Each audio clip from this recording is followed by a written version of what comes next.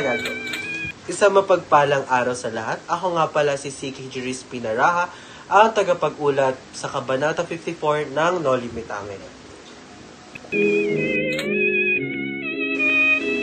Dumating na si Elias sa tahanan ni Ibarra at binalaan niya ito patungkol sa pag-aalsang nalaman niya na siya ang sinisisi. Sinabihan niya si Ibarra na pumunta sa malayong puok at magpakalayo-layo sa panganib.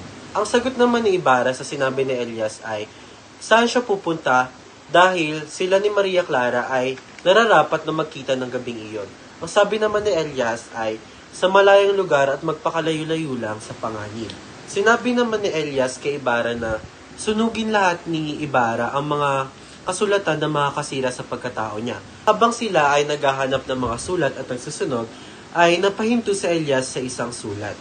Sinabi ni Elias na kilala ba ng kanyang pamilya si Ginoong Ibarra Mendia. Ang sagot naman ni Crisostomo Ibarra ay oo dahil ito ang ama ng kanyang nuno na si Don Pedro Ibarra Mendia.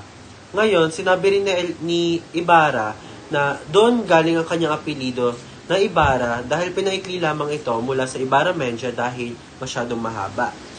Sinabi naman ni Elias na si Don Pedro Ibarra Mendia ang dahilan kung bakit nagkaroon ng kasawian patungkol sa kanya at sa kanyang nuno.